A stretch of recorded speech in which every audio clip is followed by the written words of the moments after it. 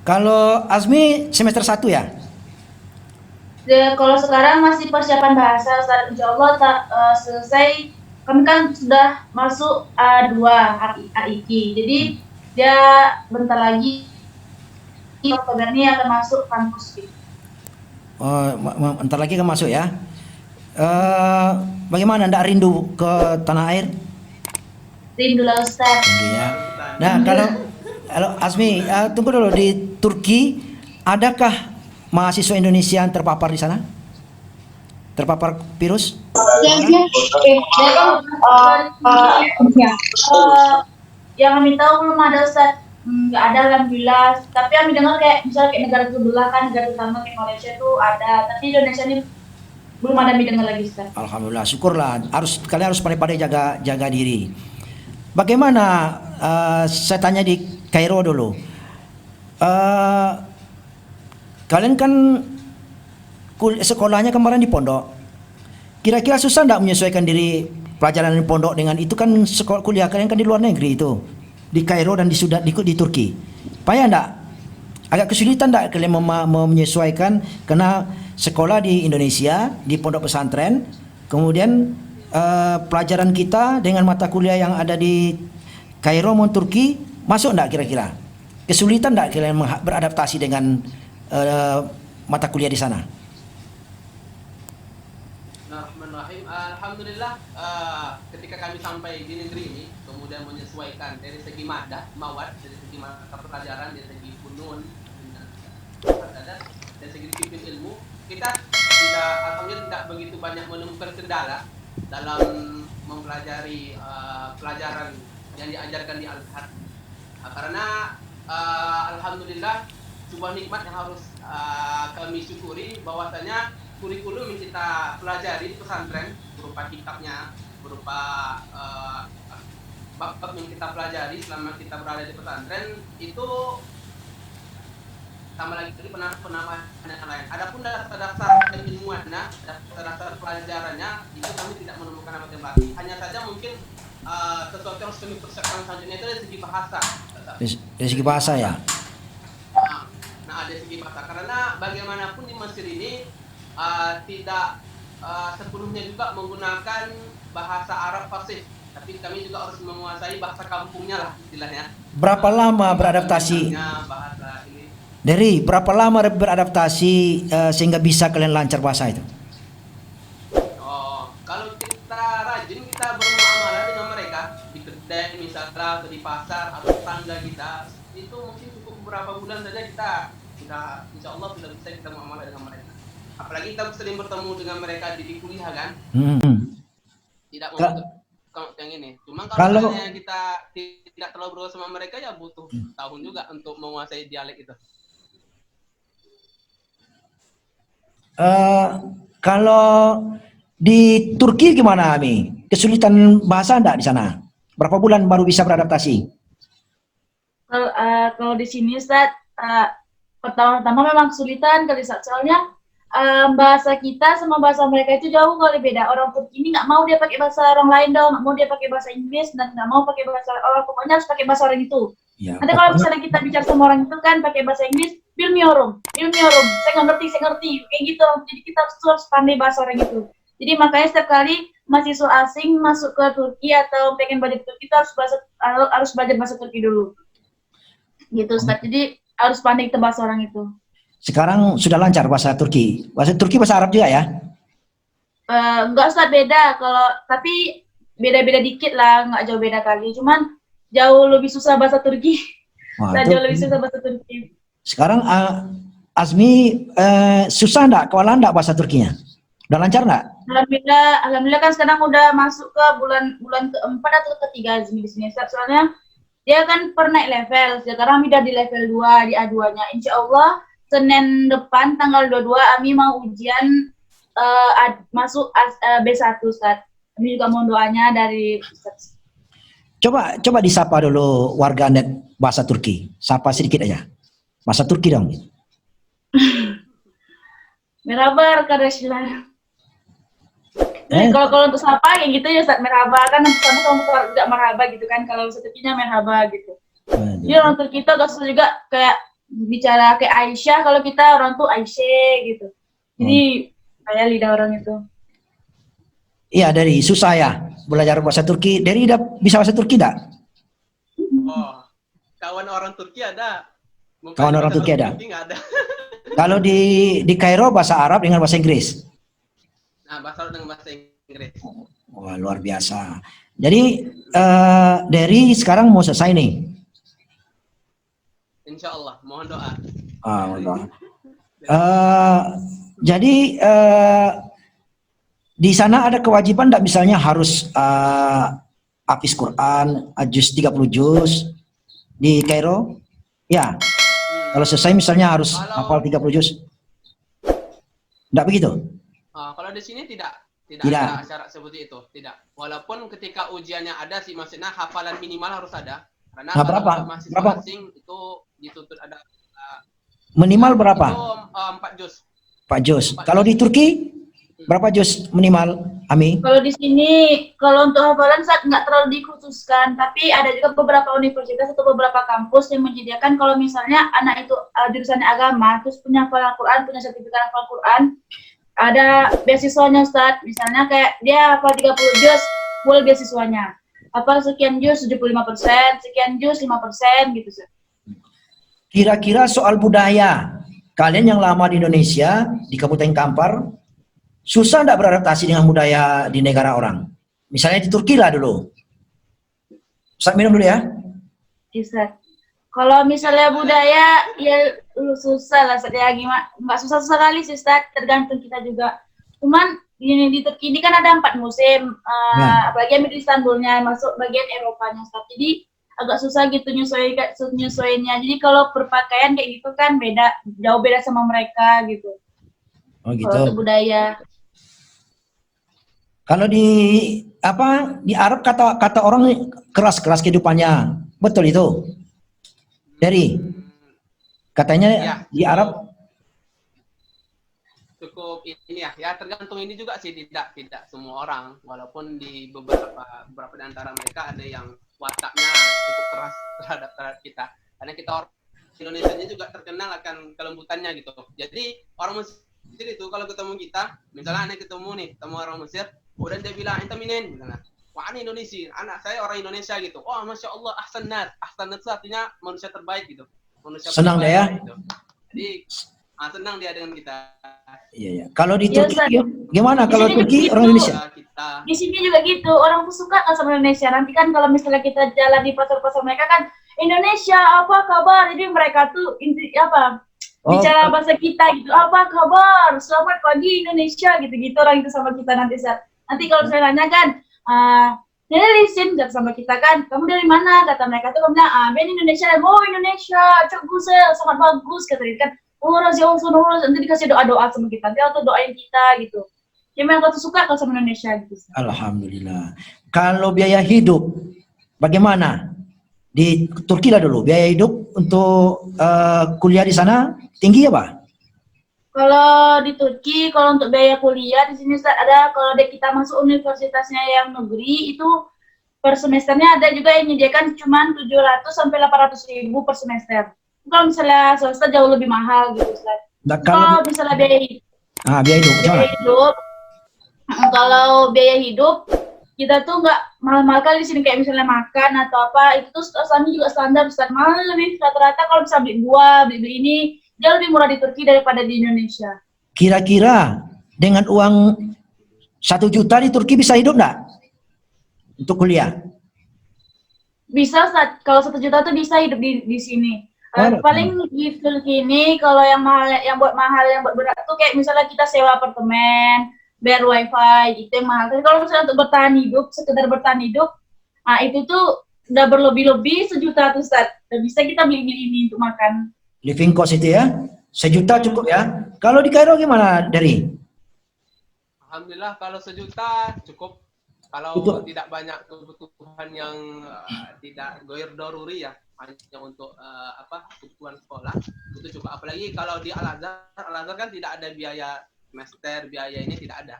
Di Al-Azhar itu hanya per tahun saja kami membayar uang rusum. Uang rusum itu paling hanya 100 gini, 100 sekian itu hanya sekitar 100.000 sekian itu.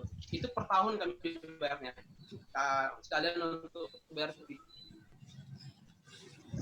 Kalau Ami, kalau Azmi, kalau per bulan cukup untuk bayar uang rumah, uang makan, dan cukup 1 juta itu. Kalau Azmi punya keluarga enggak di Turki? Kalau misalnya keluarga kayak keluarga saudara gitu, nggak ada di sini Ustaz. Tapi kalau misalnya kayak keluarga satu se-Indonesia, jadi kalau kita ada di rantau orang nih Ustaz, ketemu orang Indonesia tuh senang kali hati kita. Kayak, kayak keluarga kita gitu. Jadi senang gitu kalau ketemu sama orang-orang Indonesia di sini. Bukan, kan Ini kayak keluarga sendiri. kan Ami kan perempuan. Ya Ustaz. Berani ke sana itu kan luar biasa juga itu. Perlu mental yang kuat juga itu. Kalau seperti Ustadz Dery, enggak apa-apa, dia laki-laki.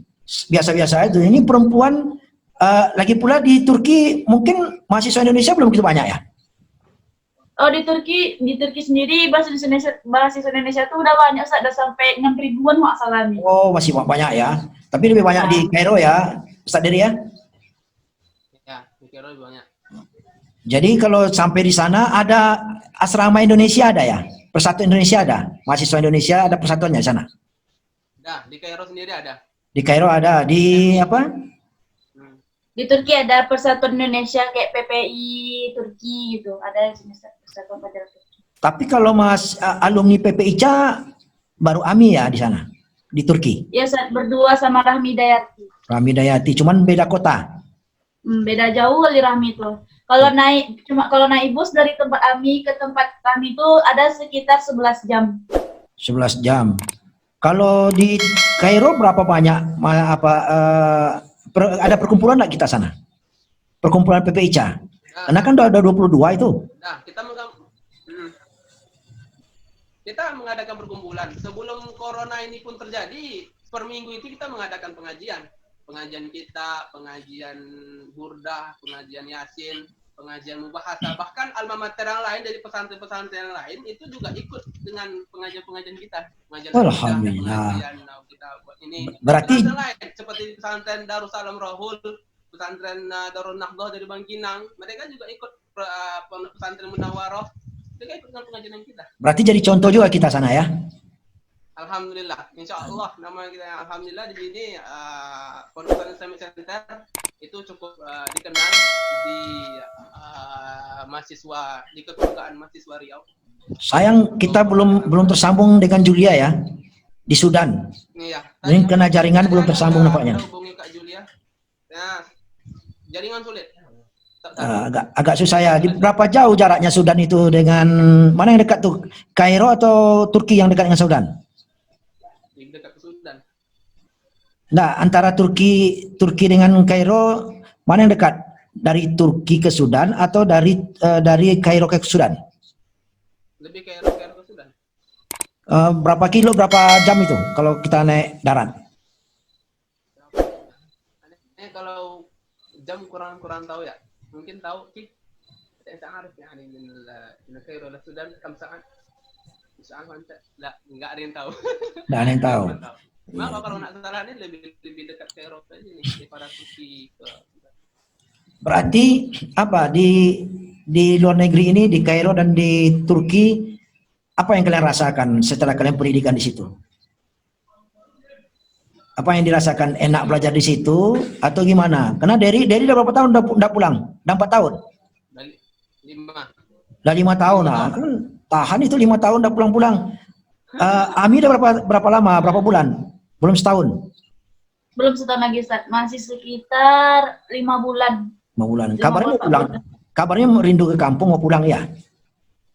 Ada pengen kemarin pulang, cuman berpikir juga kan, masa iya baru sampai udah mau pulang aja, baru berangkat udah mau pulang aja gitu. Memangnya ongkos berapa? Dari Pekanbaru ke Turki berapa tuh ongkosnya?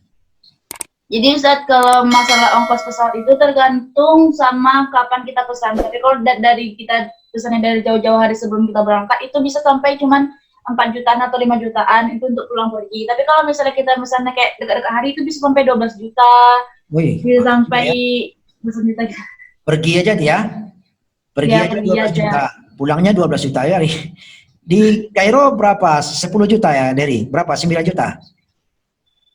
Kalau Derry, karena Derry belum pernah pulang, jadi belum pernah mengkaitkan biaya tiket itu. Mungkin Ya. kalau Zaki gimana lagi? Zaki kam siapa? Kam dolar? Udah terkira ila Indonesia. 15 ya? Lah, mungkin yani. Ustadz Derry ini warganet, Ustadz Derry ini dapat beasiswa dari Pondok Pesantren Islamic Sentral Dayak Kampar. Dia disekolahkan oleh pesantren selama 5 tahun ini. Nanti pulang dia mengabdi di pesantren.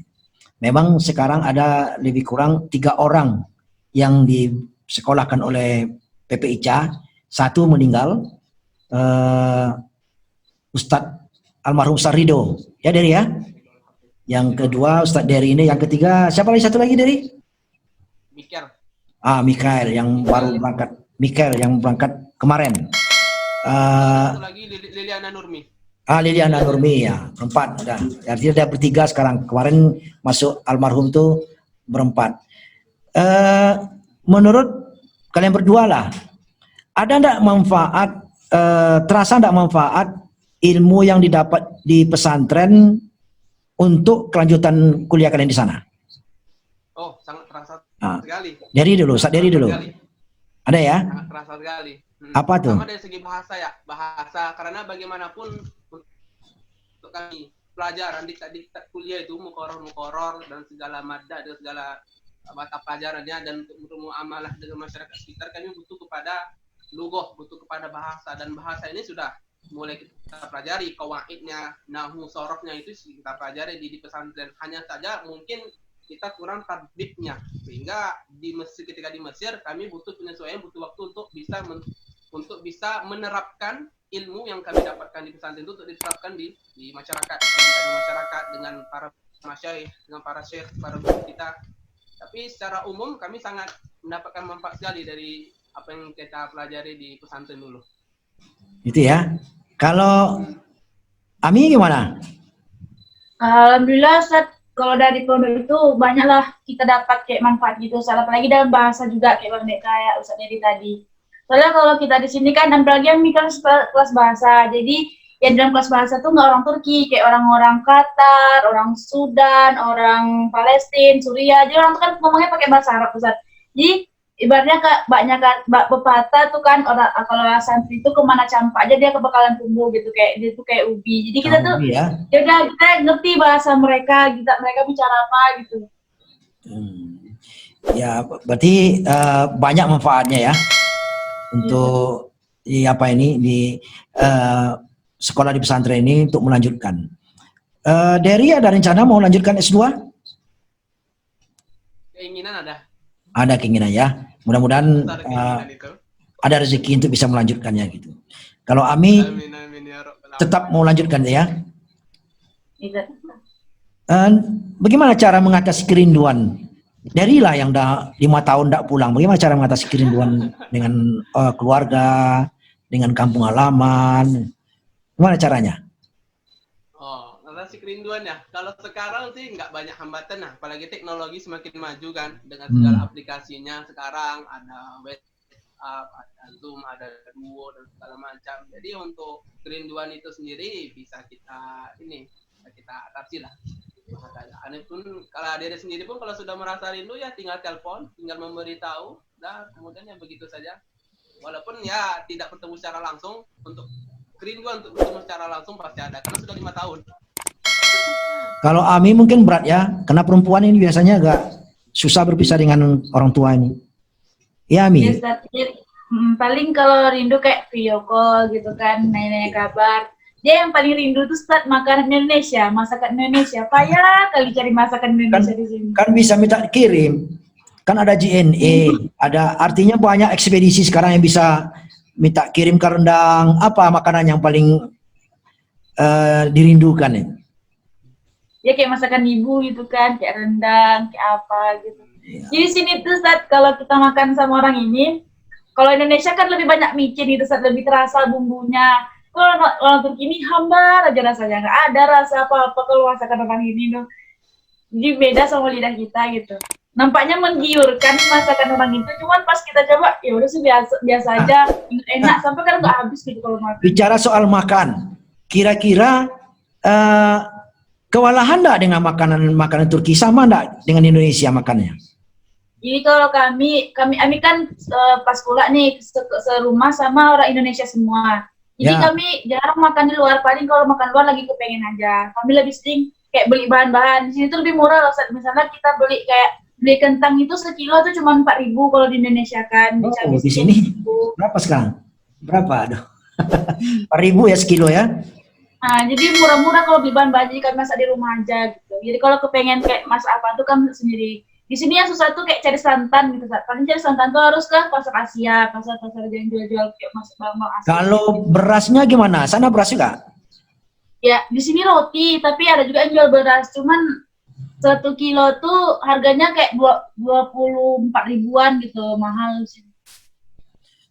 Gimana Derry? Sudah bisa kita terhubung dengan Julia di Kairo? Di apa? Di Sudan? Agak berat jaringannya ya? Ini masih aneh usahakan ini. Iya, warganet kita berusaha untuk Katanya di sini terus masih disuruh menunggu, katanya belum bisa masuk. belum bisa terhubung juga ya, sehingga kita belum bisa menyapanya ya. Ami punya pesan enggak kepada adik-adik misalnya di pesantren kita? Jadi untuk adik-adik kelas, adik-adik di bawah gitu kan. Jadi semangat belajar, jangan nyerah gitu, terus belajar, terus apalagi itu bahasa Inggris sama bahasa Arab itu penting kali. Jadi kalau misalnya untuk anak asrama juga kan, jadi bahasa itu tolong diterapkan gitu. Jadi di sini kalau kita udah keluar, kita bakal terasa, oh penting ya rupanya belajar bahasa dulu, ngapa sih disia-siain.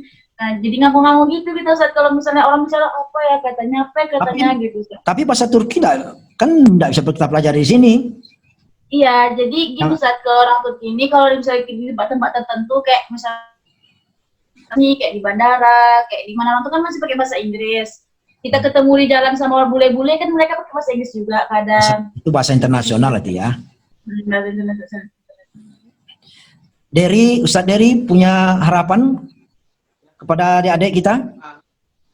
Ya, ada tentunya kepada adik-adik kami, tentunya lebih khusus kepada adik-adik kami yang ingin melanjutkan studinya di Kairo, mungkin di Al-Azhar, untuk teruslah belajar dan yakinlah bahwasanya apa yang antum pelajari di pesan itu akan sangat bermanfaat sekali di sini, terutama kalau lebih tafsir lagi untuk nasihatnya, pelajari dengan baik ilmu-ilmu alatnya seperti ilmu qawaidnya, nahu, sorofnya, dan seterusnya, karena ilmu ini akan menjadi rukun, menjadi pondasi antum ketika antum akan melanjutkan pelajaran di sini, sehingga kita bisa bermuamalah dengan sekitar dan bisa membaca kitab-kitab yang sudah kita pelajari yang lainnya dan juga kitab yang lainnya.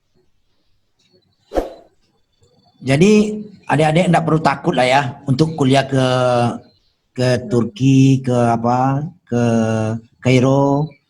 Dan ini memang terobosan baru bagi Nafisatul Azmi ini yang berani membuka jalur baru negara lain.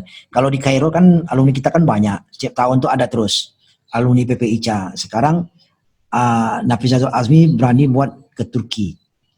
Dia rintis jalur ke Turki, membentuk kawasan baru untuk dijelajahi dari segi pendidikan. Kemudian di Sudan, di Sudan buka juga. Kira-kira di negara Arab tuh ada nggak lagi negara yang memang patut juga dijadikan negara untuk mengejar pendidikan selain 3 kalian ini, selain Turki, Sudan dan Kairo, Mesir?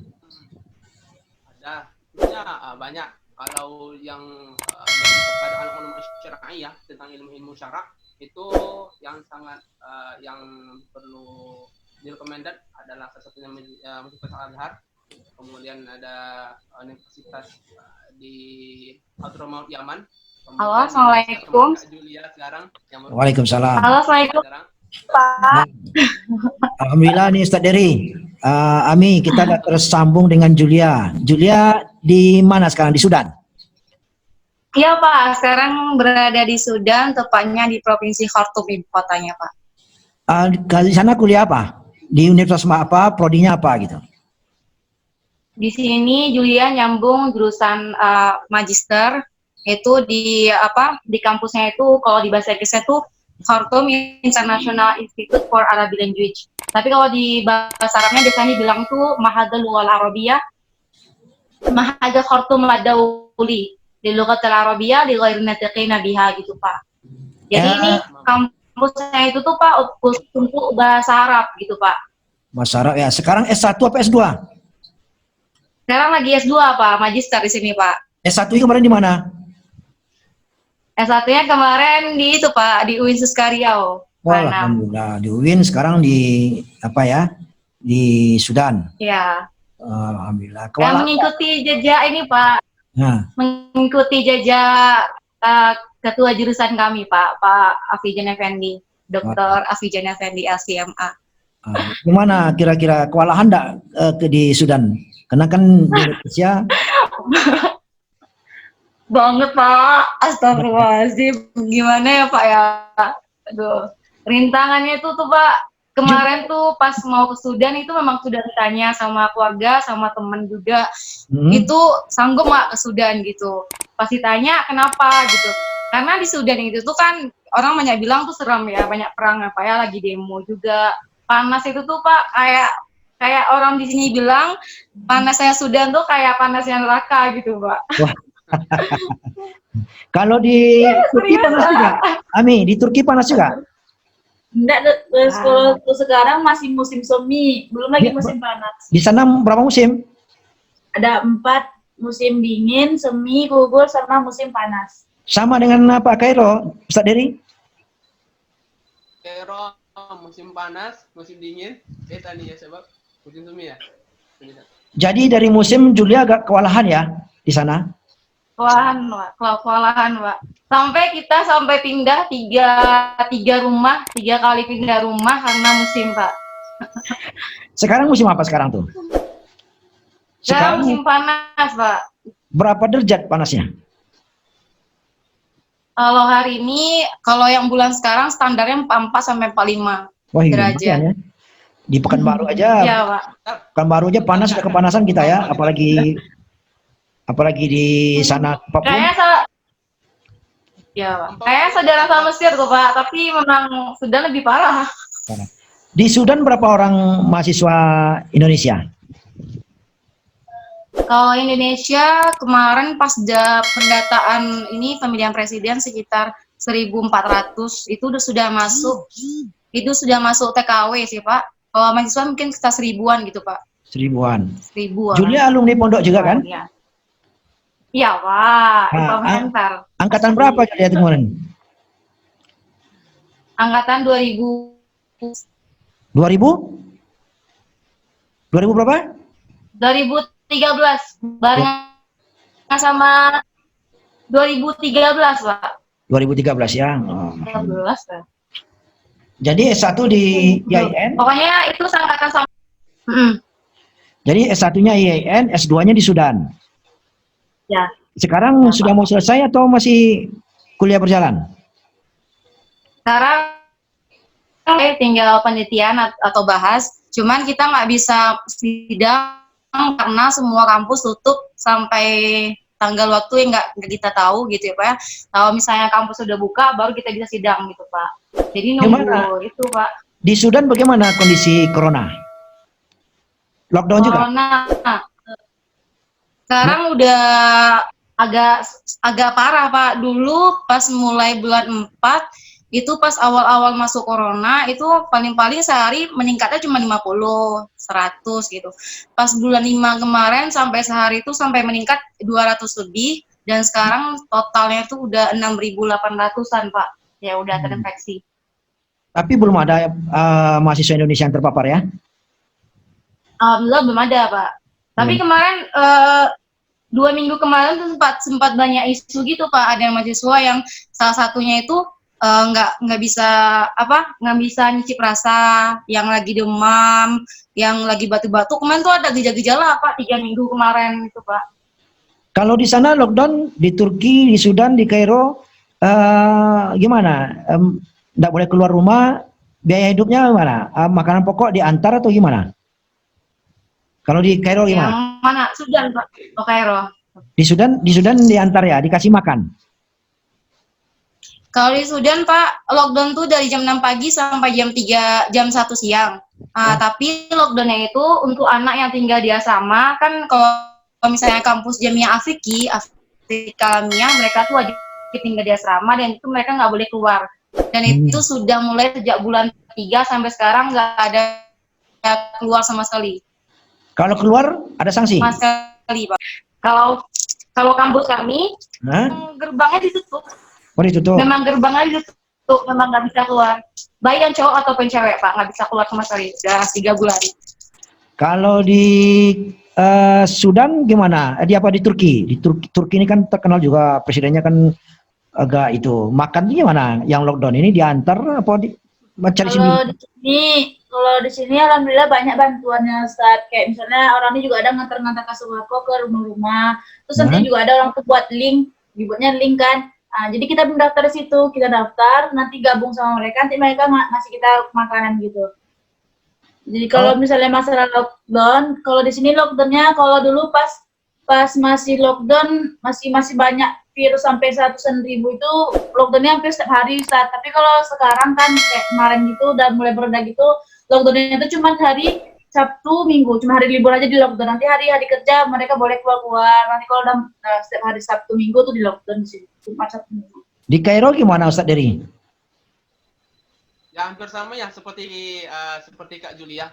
Kalau dari pribadi, Dedi kan nggak tinggal di asrama. Kalau tinggal di asrama itu seperti senior kita, angkatan sama di atas Kak Juli, Bang Islami Arsad, beliau kan di asrama. Kalau di asrama memang tidak diperbolehkan sama sekali itu. Hatta makanan pun nggak bisa masuk. Makanan dari luar kalau masuk itu nggak bisa. Jadi kalau delivery, kalau pesan makanan nggak bisa, karena itu khusus dari asrama sendiri. Tapi kalau dari pribadi, karena dia tinggal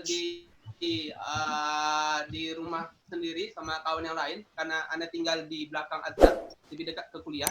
Nah itu kami untuk menyediakan makanan pokok, kami hanya tinggal keluar di jam yang diperbolehkan keluar tentunya. Iya. Kalau Kalau kami menyediakan stok makanan lah di sini. untuk tiga negara ini kalau dari rumah kami lebih dekat. untuk tiga negara ini kalau masjid gimana? Tutup juga sana? Sama tutup, Pak. Di Sudan tutup ya? Di Turki? Total, nggak ada sholat, nggak ada apa-apa. Nah, di Turki gimana? Di Turki juga ditutup Ustaz, cuman semenjak tanggal 29 Mei kemarin udah mulai sholat Jumat di masjid-masjid, udah mulai dibuka masjid-masjid. Cuman kalau kayak hari-hari biasa kita numpang sholat, yo coronavirus tuh, nggak boleh virus corona katanya nggak boleh itu sholat di masjid. Kalau misalnya sholat Jumat aja boleh. Boleh. Kalau di Kairo gimana Ustaz Dery? Kalau di Kairo masih tutup, masjid-masjid Gami masih tutup, hatta masih tutup. Sekarang masih tutup. Masih tutup, hanya kumandang azan saja masih. Dan Indonesia waktu dekat kemarin kami sudah dapat berita dari Perdana Menterinya itu akan beberapa dibuka dengan mengikuti protokol kesehatan tentunya. Kalau kita sekarang di Indonesia menerapkan sistem new normal, tatanan hidup baru kata Presiden. Dan masjid-masjid sudah dibuka.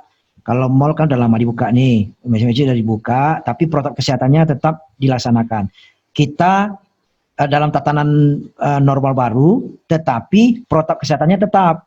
Misalnya cuci tangan, jaga jarak, dan pakai masker. Kalau di sana pakai masker juga? Di Turki pakai masker? Ami? Ya Ustaz, pakai masker. Bahkan ada di beberapa toko, misalnya kan, kalau nggak pakai masker nggak boleh masuk, harus pakai masker. Di Sudan gimana? Jadi, kalau sistem orang tuh social distancing, sistem orang tuh jaga jarak tuh gini Sat. Kan kami pakai angkutan umum kayak bus, tramway, kayak kereta bawah tanah gitu.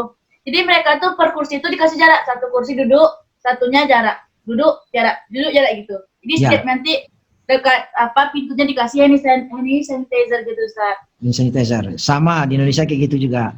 Di Julia gimana di Sudan? Pakai masker juga ya Julia?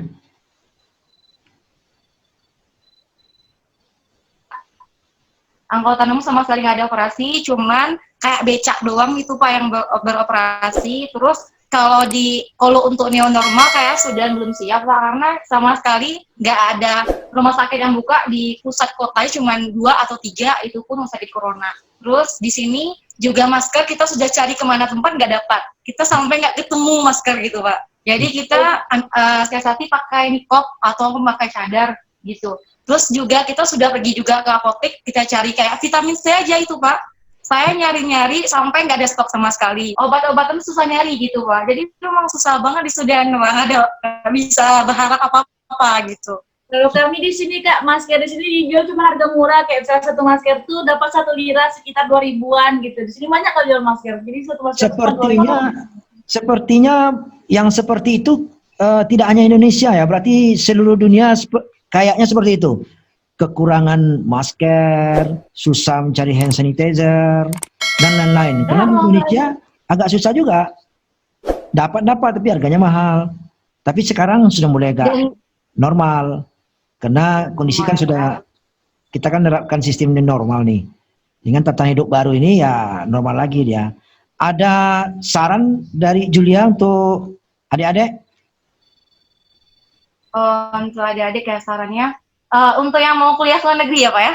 Ya, yang ke Sudan lah maksudnya. Atau mengenai sehat? Yang kuliah ke Oh Sudan. gitu. Sepertinya agak susah nih Ustadz dari jaringan Sudan. Yang gitu ya agak lelet dia. Ya maklumlah jarak kita jauh, beratus-ratus kilometer, beribu-ribu kilometer jarak kita. Masih ada yang mau disampaikan sebelum kita tutup pembicaraan kita? Nafisatul Azmi, mudah-mudahan nanti orang tua kalian menonton. Ada? Ami, ada yang mau disampaikan? Gitu loh Ustaz. Jaga diri baik-baik untuk Indonesia, jaga diri baik-baik. Terus tetap ikuti protokol walaupun dah new normal ya sudah boleh kemana-mana gitu. Terus juga untuk adik-adik di belajar jangan patah menyerah, harus yakin kalau kita tuh bisa, jangan dengarkan kata orang, jangan selalu ngira bisa nggak ya, ibaratnya tuh kita tuh kayak ngukur kemampuan Allah gitu, jadi kita tuh harus yakin kalau kita tuh bisa. Iya. Dari masih ada yang mau disampaikan lagi? Ya mungkin itu saja sih, kepada teman-teman, kepada saudara-saudara kami yang berada di Indonesia, tetap jaga kesehatan. Julia, Assalamualaikum Bapak. ya Julia di kampus apa di rumah ini? Ini lagi di rumah Pak, kita kan kampus nggak dibuka Pak. Buka ya. Ada yang mau disampaikan? Nampaknya jaringan di Ya, sini. Pak. Ini mau ngasih alasan kenapa HP saya mati, karena ini sudah diberi peringatan, katanya HP-nya sudah melewati derajat panasnya terlalu tinggi katanya. Oh iya. Habis itu mati. Iya. Sampai panas itu Pak ya. Oke lah kalau begitu, karena sudah sekian menit juga kita bertutur. Ini adalah media tutur podcast yang memang kita menghimpun pengalaman-pengalaman yang kita sampaikan kepada warganet. Nanti disiarkan melalui YouTube dan di-linkkan di Facebook. Silakan dinonton. Tapi jangan lupa subscribe, share, like, and bunyikan loncengnya.